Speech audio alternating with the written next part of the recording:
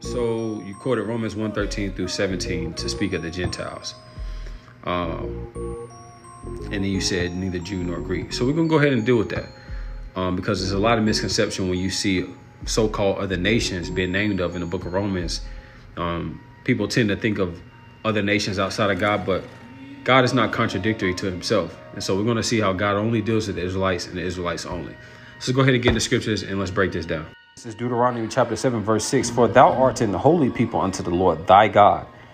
The Lord thy God hath chosen thee to be a special people unto himself. This is where it gets good now. Above, not equal to, not under, but above all people that are upon the face of the earth.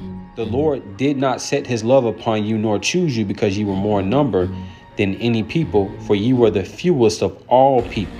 So in Deuteronomy 7:6, speaking to the Israelites, they were told that they were going to be a special people above all people upon the face of the earth. Let's get something else, because what most people tend to do is they tend to separate the New Testament from the Old, and we know that God does not change. He's the same today, yesterday, and forever. So let's go ahead and get that. So in the Old Testament, his people were the Israelites, but now you go to Romans and you're so-called saying now God has changed and now his people are of other nations.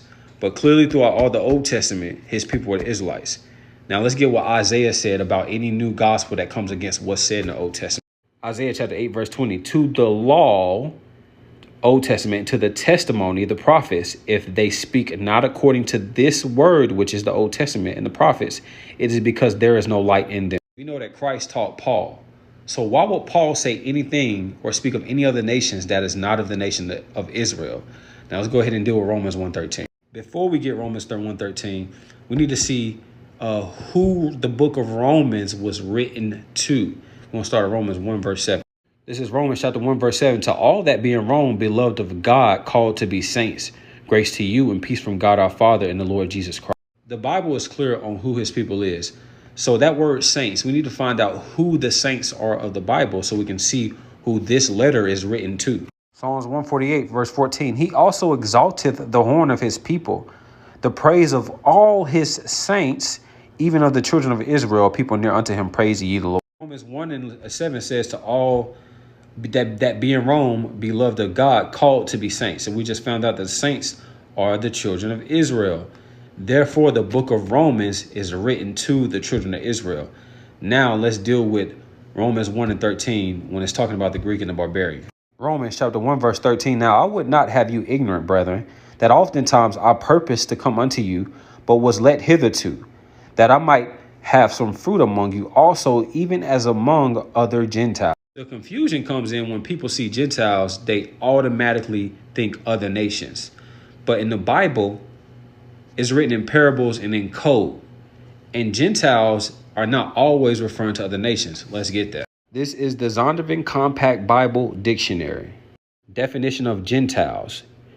Usually, it means a non-Israelite people. Now, I highlighted that word usually because the scholars, even the scholars, know that on some occasions when you see Gentiles, it's referring to Israelites.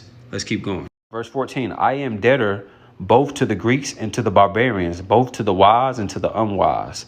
So as much as in me is, I am ready to preach the gospel to you that are at Rome also. Verse 16, for I am not ashamed of the gospel of Christ, for it is the power of God unto salvation to everyone that believeth, to the Jew first, and also to the Greek. Now, what happens is people see the word Jew and they think it makes up the entirety of the Israelites.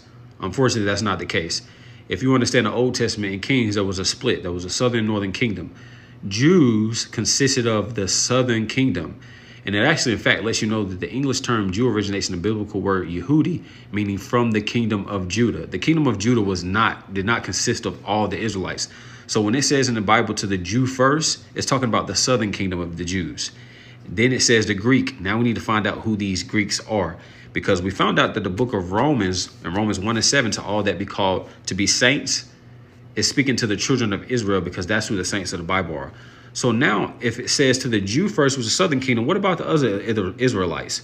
Let's go ahead and deal with that. Why would Paul say Greeks? Let's go ahead. This is 2 Maccabees chapter 6, verse 5. The altar was filled with profane things which the law forbiddeth. Neither was it lawful for a man to keep the Sabbath days or ancient fasts, or to profess himself at all to be a Jew. And in the day of the king's birth, every month they were brought by bitter constraint to eat of the sacrifices.